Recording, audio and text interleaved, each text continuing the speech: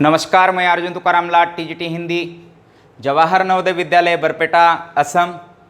आज के इस सत्र में आप सभी का हार्दिक स्वागत करता हूं और कक्षा 10वीं के बच्चे का विशेषता इसका मेरे कक्षा में आपका स्वागत करता हूं, क्योंकि ये कक्षा 10वीं के लिए स्पेशल बनाया गया ये वीडियो है, तो बहुत ही महत्वपूर्ण है उनके लिए, क्योंकि कक्षा ए कोर्स हो, बी कोर्स हो, इसमें पद परिचय नामक जो पाठ है उस पाठ के ऊपर ये वीडियो बनाया गया है। तो पद परिचय ये जो पाठ है कक्षा 10वीं ए कोर्स में, ये मतलब ए कोर्स के पाठ्यक्रम में 2020-21 के पाठ्यक्रम में ये पद परिचय नामक का टॉपिक है। ये पहले 10वीं ब कोर्स में भी था, लेकिन अभी जो पाठ्यक्रम दिया है उसमें नहीं है, लेकिन पद परिचय ये अ कोर्स की हिंदी है उसमें है। पद की परिभाषा, शब्द जब व्याकरण के नियमों में बंधकर वाक्यों में प्रयुक्त होते हैं ना, तब ये पद कहलाते हैं। बच्चों, पद परिचय देने से पहले फिर से आपको दोहराता हूं कि शब्द किसे कहा जाता है या शब्द किसे कहते हैं। उससे पहले भी अगर हम देखेंगे तो वर्ण किसे कहते हैं। भाषा की सबसे छोटी इकाई जिसके टुकड़े हम नहीं कर सकते हैं उसे हम वर्ण कहते हैं, और वर्ण के सार्थक समूह को हम शब्द कहते हैं। और वही शब्द जब व्याकरण के नियमों में बंधकर वाक्य में प्रयुक्त होते हैं ना, तब ये पद कहलाते हैं। अब देखिए, और वाक्यगत प्रत्येक शब्द का व्याकरण की दृष्टि से परिचय देना ही पद परिचय कहलाता है। जैसे मैं अध्यापक, अगर मुझे किसी ने पूछ लिया सर आपका परिचय क्या है, मैं बोलूंगा मैं अर्जुन तुकाराम लाड, टीजीटी हिंदी, जवाहर नवोदय विद्यालय बरपेटा, असम। ये मेरा परिचय, तो मुझे मेरे अपने बारे में बताना पड़ेगा। अब देखिए, शब्द है, शब्द व्याकरण के नियमों में बंधकर वाक्य में प्रयुक्त हुआ, तो ये कोई वाक्य बन गया। वाक्य बनने के बाद हो सकता है कि इस वाक्य में संज्ञा है, सर्वनाम है, विशेषण है, क्रिया है, अव्यय है, लेकिन हमें ये तो पता नहीं है कि इसमें वाक्य में शब्द कौन सा शब्द कौन से प्रकार की प्रक्रिया कर रहा है वहां, तो उसको हमें उसी शब्दों का परिचय देना होता है, तब ये पद परिचय कहलाता है।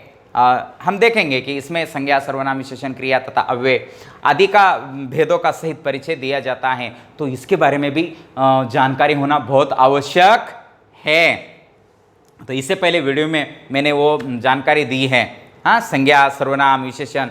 और कक्षा 10वीं तक आते आते बच्चों को मान लिया जाता है कि ये सब आता है, नहीं आता है तो पढ़ लो, है ना। इसके वीडियो बने हुए हैं, आप देख सकते हैं। संज्ञा किसे कहते हैं, सर्वनाम किसे कहते हैं, उनके भेद क्या है, विशेषण उनके भेद है, क्रिया के भेद है, अव्यय के भेद हैं, तो आदि भेदों का परिचय भी दिया जाता है। मतलब अगर पद परिचय देना है तो सब कुछ जानकारी होना आवश्यक है, तब भी हम शब्द का पद परिचय दे सकते हैं। चलो, डरने की जरूरत नहीं है, हम देखते हैं कि कैसे देना है पद परिचय। पद परिचय में निम्नलिखित बातों का बताना आवश्यक होता है। तो पद परिचय देते समय हम किन किन बातों का ध्यान रखना पड़ेगा। फिर पद परिचय देते समय हमें लगभग सामान्य व्याकरण का परिचय होना आवश्यक है। सामान्य व्याकरण सब कुछ आना है उसमें, लिंग, वचन, क्रिया, कारक, प्रयोग, वृत्ति, विकारी, अविकारी शब्द तथा उसके उपभेद और उनको पहचानने की क्षमता, ज्ञान हमारे पास होना बहुत ही आवश्यक है आपके पास? नहीं है तो वीडियो देखना शुरू करो। सभी प्रकार के वीडियो बने हैं, लिंग, वचन, कारक, विभक्ति, सभी के ऊपर वीडियो बने हुए हैं। अविकारी शब्द, विकारी शब्द, अविकारी शब्द, है ना, ये सभी प्रकार के वीडियो बने हैं, आपको देखना होगा। तो संज्ञा का परिचय, अब संज्ञा पद है और संज्ञा पद का परिचय अगर हमें देना है तो क्या करना पड़ेगा? संज्ञा के भेद बताने, व्यक्तिवाचक संज्ञा, जातिवाचक संज्ञा, भाववाचक संज्ञा, समुदायवाचक संज्ञा, द्रव्यवाचक संज्ञा, ये संज्ञा के 5 भेद में से कौन सा भेद है ये बताना आवश्यक है। संज्ञा पद का लिंग क्या है, लिंग के भेद होते हैं, पुल्लिंग है या स्त्रीलिंग है, ये भी हमें बताना आवश्यक होगा। संज्ञा का वचन कौन सा है, एक वचन है कि बहुवचन है, ये देखना बहुत आवश्यक होगा। संज्ञा किस कारक में है, कर्ता कारक में या कर्म कारण या कर्म कारक में है या करण, संप्रदान, अपादान, संबंध, अधिकरण, संबोधन, कौन से कारक में है यह बताना आवश्यक होगा। संज्ञा का वाक्यगत क्रिया या अन्य शब्दों के साथ कैसा संबंध है उसके बारे में हमें बताना बहुत आवश्यकता होगी। जैसे अभी मैं उदाहरण दे रहा हूं, यहां देश का धन योग्य मनुष्य ही है, उदाहरण दिया। अभी यहां के हर एक शब्द, चाहे देश हो, धन हो, योग्य हो, मनुष्य हो, ये क्या है, ये शब्द थे और वो वाक्य में प्रयुक्त हो गए। ये सारे एक सार्थक पद के समूह का योग वाक्य है। सारे पद है यहां, देश का धन मतलब धन, योग्य, मनुष्य, ये क्या है, इसमें सारे पद हैं। अब इनका एक एक करके हम परिचय देना है। अभी देश का, ये शब्द मैंने ले लिया, देश का, देश संज्ञा है कि नहीं? देश बोल दिया तो कोई भी आता है, मतलब अपने जाति का बोध। देश जातिवाचक संज्ञा, फिर बरस देश पुल्लिंग है क्या स्त्रीलिंग है? पुल्लिंग है, एक वचन है क्या अनेक वचन है? एक वचन है। संबंध कारक है का, संबंध कारक, कारक संबंधी शब्द धन है कि नहीं? बाद में धन जातिवाचक संज्ञा, पुल्लिंग है, एक वचन है, संबंध कारक है, संबंधी शब्द धन है। मनुष्य संज्ञा, जातिवाचक संज्ञा, उसमें भी पुल्लिंग है, एक बहुवचन है, कर्ता है, कारक है, क्रिया का कर्ता। तो इस प्रकार आपको देश का, धन का, मनुष्य का, उसका परिचय देना शुरू कर दिया। कौन है भाई ये मनुष्य, कौन है? एक संज्ञा है सर, उसमें से भी जातिवाचक संज्ञा है सर, उसमें से भी पुल्लिंग है सर, उसमें से ही बहुवचन है, कर्ता है, कारक है, क्रिया का कर्ता है सर। अरे हाँ, पता चल गया।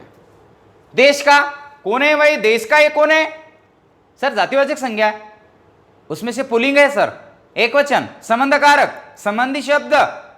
मतलब इन शब्द की परिचय देते समय हम इतने सारी बातें उसके संबंध में कही, इसको ही पद परिचय कहलाता है या कहना होता है। पद परिचय दूसरा तीसरा कोई नहीं है, इसका परिचय इन शब्दों के माध्यम से दिया। जैसे मेरा परिचय अर्जुन लाड, टीजीटी हिंदी, जवाहर नवोदय विद्यालय बरपेटा असम, ये मेरा परिचय हो गया।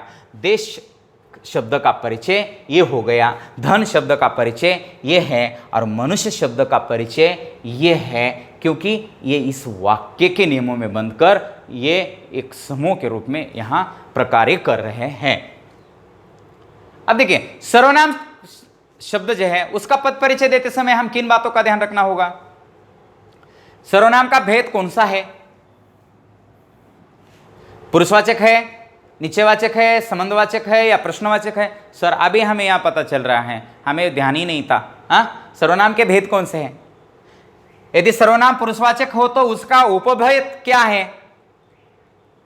सर इसके उपभेद भी होते हैं क्या? है कि नहीं? अभी सवाल आता है कि यदि सर्वनाम पुरुषवाचक है तो उसके उपभेद कौन से? फिर कौन से हैं? उत्तम पुरुषवाचक सर्वनाम, मध्यम पुरुषवाचक सर्वनाम और अन्य पुरुषवाचक सर्वनाम, फर्स्ट पर्सन, सेकंड पर्सन और थर्ड पर्सन। ये आपको पता होना है, तभी तो आप लिख पाएंगे, नहीं तो कैसे लिखेंगे? उसके उदाहरण भी देने पड़ेंगे। उसका वचन कौन सा है? एक वचन है क्या बहुवचन है? चलो एक वचन और लिंग तो दो दो ही है हिंदी में, इसलिए ध्यान रख सकते हैं। उसका लिंग पुल्लिंग है या स्त्रीलिंग है? कारक वो किस कारक में है? विशेष रूप में यदि वह पुरुषवाची सर्वनाम है तो ध्यान रखना होगा। वाक्य में वह क्या प्रकार्य कर रहा है उसके बारे में जानकारी आपको देनी पड़ेगी। और सर्वनाम पद का परिचय देते समय हमें वो कौन है जो अपने जीवन में सदा सुख ही सुख देखता है, अर्थात कोई नहीं है। ये उदाहरण है। इसमें से वह सर्वनाम है कि नहीं, और कौन पुरुषवाचक सर्वनाम है। अब दो शब्दों का हम क्या करेंगे, परिचय देंगे। हमने पहला लिया, वह सर्वनाम है, पुरुषवाचक है, किसी मनुष्य के लिए आया है। अब बोलेंगे किसी मनुष्य के लिए, संज्ञा स्थान पर प्रयुक्त शब्दों का हम सर्वनाम कहते हैं। अब देखिए, पुल्लिंग, एकवचन, कर्ता कारक, है क्रिया का कर्ता। बाप रे, इतनी सारी जानकारी, मतलब इसके कुल के बारे में सारी जानकारी देनी है। हाँ, यही करना है, उसका पूरा कुल बताना है हमें। वह शब्द आते हैं हमें, सर्वनाम है, पुरुषवाचक है, किसी मनुष्य के लिए आया है, पुल्लिंग, एकवचन, कर्ता कारक, है क्रिया का कर्ता है। बस बस बस बस बहुत हो गया। कौन सर्वनाम, प्रश्नवाचक सर्वनाम, उसमें से भी अन्य पुरुष है, पुल्लिंग है, कर्ता कारक है। अरे इतनी सारी जानकारी, यही तो पद परिचय है। और यह सर्वनाम पद परिचय इस प्रकार दिया जाता है। देखिए, कौन सर्वनाम, प्रश्नवाचक, अन्य पुरुष, कारक, एकवचन, है क्रिया का कर्ता, इससे पहले दिया था। साथ में अपने सर्वनाम, निजवाचक सर्वनाम, पुल्लिंग, एकवचन, संबंध कारक, जीवन में संबंधी शब्द है। जो सर्वनाम, संबंधवाचक, अन्य पुरुष, पुल्लिंग, कर्ता कारक देखता है क्रिया का कर्ता, और कोई सर्वनाम, अनिश्चयवाचक, एकवचन, पुल्लिंग, कर्ता कारक है क्रिया जो वाक्य में नहीं दिखाई गई का करता है। तो देखिए, हम इससे पहले इसका उदाहरण क्या देखा था, वो कौन है जो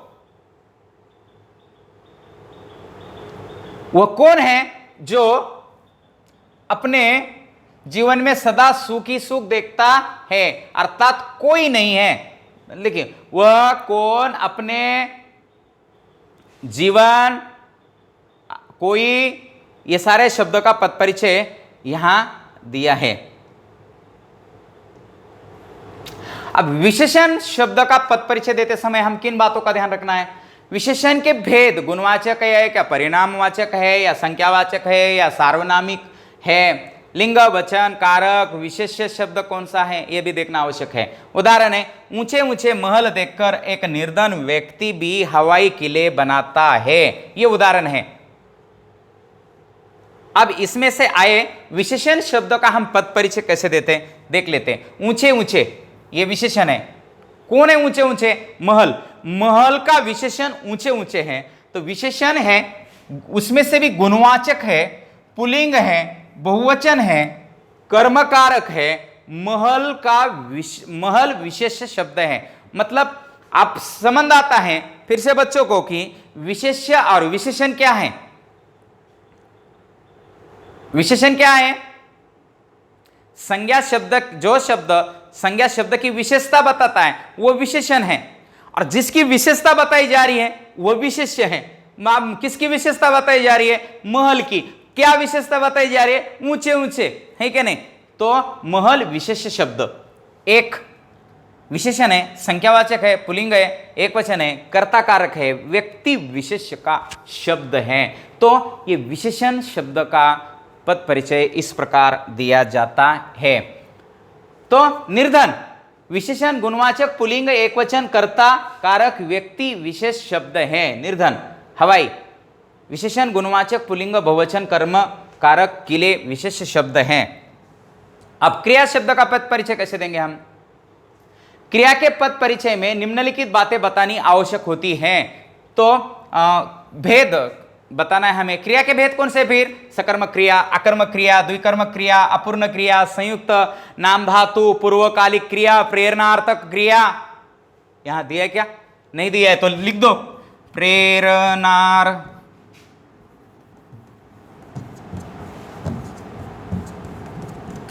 प्रेरणार्थक क्रिया।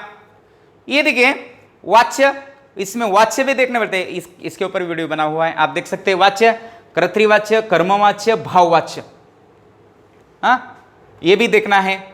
साथ ही साथ क्रिया का पद परिचय देते समय हमें उसका लिंग, वचन, काल, वर्तमान काल, भूतकाल, भविष्यत काल, कौन से काल में क्रिया हो रही है ये भी पता होना आवश्यक है। प्रयोग, कर्तरी प्रयोग, कर्मणि प्रयोग, भावे प्रयोग भी क्रिया का पद परिचय देते समय देखना है। प्रकार, निश्चयार्थ मतलब वृत्ति, यहाँ संभावनार्थ, विद्यार्थ, वृत्ति, उसका मूड क्या है वो भी हमें पद परिचय देते समय देखना है। देखिए उसका उदाहरण देखिए, मैंने सोचा था मैं वहां जाऊं परंतु कुछ कारणों से न जाया गया। सोचा था, सकर्मक क्रिया, सोचना, कर्तृवाच्य, पुलिंग, एकवचन, पूर्ण, भूत, कर्मणि प्रयोग है, निश्चयार्थक प्रकार, वृत्ति। आगे देखिए कि मैंने करता और कि मैं वहां जाऊं कर्म है, जाऊं अकर्मक क्रिया, कर्तृवाच्य, पुलिंग है, एकवचन, कर्मणि प्रयोग, विद्यार्थक प्रकार है मतलब वृत्ति है, और मैं उसका करता है। जाया गया अकर्मक क्रिया, भाववाचक, पुलिंग, एकवचन,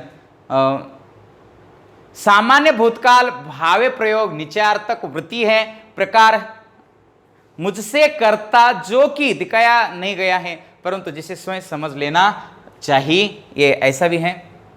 तो क्रिया विशेषण पद का पद परिचय देते समय हमें क्या ध्यान रखना है? क्रिया विशेषण पद का पद परिचय देते समय उसका भेद है। क्रिया विशेषण के भेद क्या है? कालवाचक क्रिया विशेषण, स्थानवाचक क्रिया विशेषण, परिमाणवाचक क्रिया विशेषण, रीतिवाचक क्रिया विशेषण। क्रिया विशेषण का विशेष्य उसकी क्रिया होती है, याद रखो, ये कॉमन बात है कि क्रिया विशेषण का विशेष्य उसकी क्रिया होती है। यदि क्रिया विशेषण है तो उसका उल्लेख तथा जिस क्रिया विशेषण की विशेषता बतलाता है उसका निर्देश किया करो।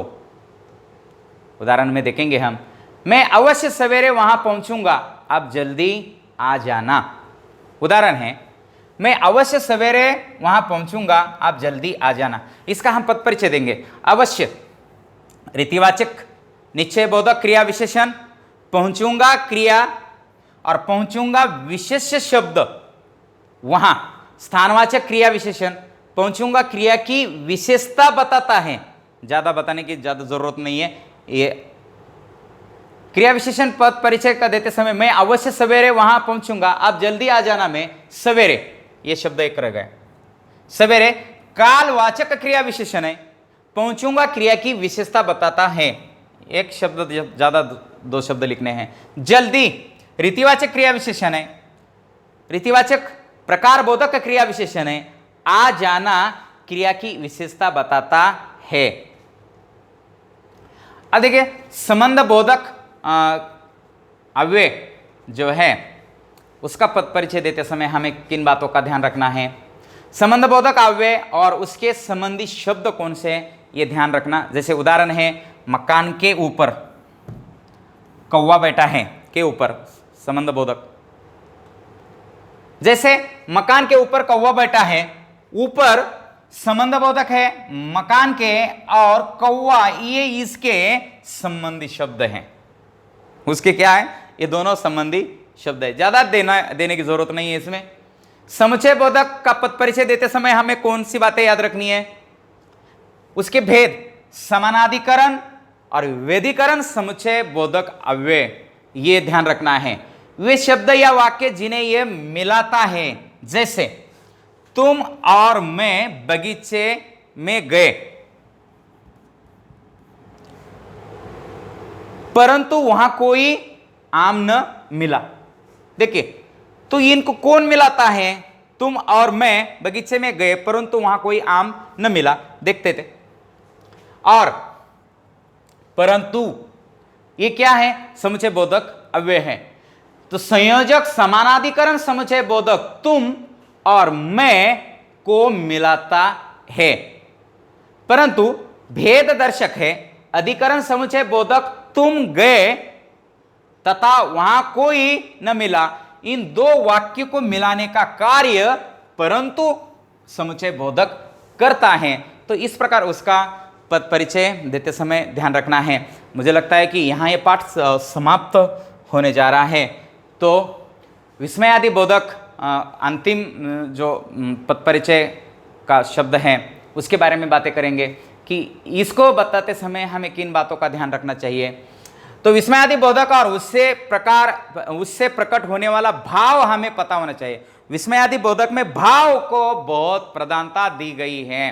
तो जैसे ओहो तुमने अनर्थ कर डाला, धिक्कार है तुम्हारे जीवन को। ओहो विस्मय आदि बोधक खेद प्रकट करता है, उस ओह से खेद दुख प्रकट करता है। धिक्कार है घृणा सूचक विस्मय आदि बोधक है। छी कितनी गंदगी है, तो घृणा। वाव कितना सुंदर फूल है, ऐसा अगर हम बोलेंगे तो हमें सुंदरता प्रकट होती है। तो ये भाव महत्वपूर्ण है इसमें। तो विशेष ढंग के पद परिचय देते समय हमें क्या देना है? शब्दों का भिन्न भिन्न रूप में प्रयोग, शब्दों का भिन्न भिन्न रूप में प्रयोग। बहुत से शब्दों का वाक्य में भिन्न भिन्न रूप में प्रयोग होता है। पद परिचय करते समय हमें यह देखना होता है कि वाक्य में कोई विशेष शब्द क्या काम कर रहा है। निम्नलिखित वाक्यों में इस स्थिति को स्पष्ट किया जा सकता है। कौन सा वाक्य है? विशेष ढंग का पद परिचय देते समय अंधा संज्ञा है, अंधों की सेवा करो। विशेषण अंधा भिखारी खूब गाता है, ठीक है नहीं? अच्छा संज्ञा है, अच्छों की संगति करो। विशेषण नेहा अच्छा पत्र लिखती है, पत्र की विशेषता है। क्रिया विशेषण अनिल अच्छा गाता है, गाता क्रिया की विशेषता अच्छा। ध्यान रहे आगे आज उल्टा एक जैसा, आगे आज उल्टा एक जैसा, एक ऐसा और कुछ केवल कोई क्या गुरु जो दुष्ट फल फूल बुरा भागते यह रक्त साथ सीधा हां आदि शब्द भिन्न भिन्न रूप में या किसी अन्य रूप में वाक्य में प्रकार्य करते हैं। भिन्न भिन्न रूप में कैसे, उसके बारे में जानकारी नहीं दी गई है यहां। तो मोटे अक्षर वाले शब्दों का पद परिचय देते समय हमें किस बात का ध्यान रखना है? ये दीजिए, ये गृह कार्य है, शत्रु विश्वास के योग्य नहीं होता है। ये मोटे शब्दों का पद परिचय दीजिए। इस प्रकार के प्रश्न परीक्षा में आ सकते हैं। वो प्रातःकाल भ्रमण के लिए जाता है, अभी अभी आपका पत्र मिला, निरंतर कार्य करने से सफलता मिलती है, परस्पर विश्वास करना मित्रता में सहायक होता है।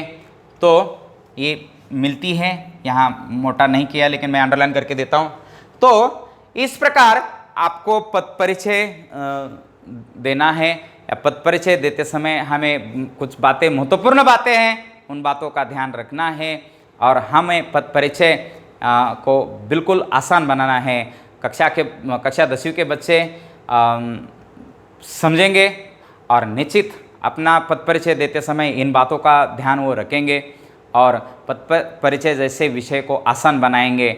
आप इनके भविष्य के लिए मैं बहुत बहुत शुभकामनाएं देता हूं, क्योंकि आपके जीवन से संबंधित ये पाठ जुड़ा हुआ है। इसको पढ़ने से आपको मार्क प्राप्त होने वाले हैं। तो निश्चित आपको बहुत बहुत धन्यवाद देता हूं।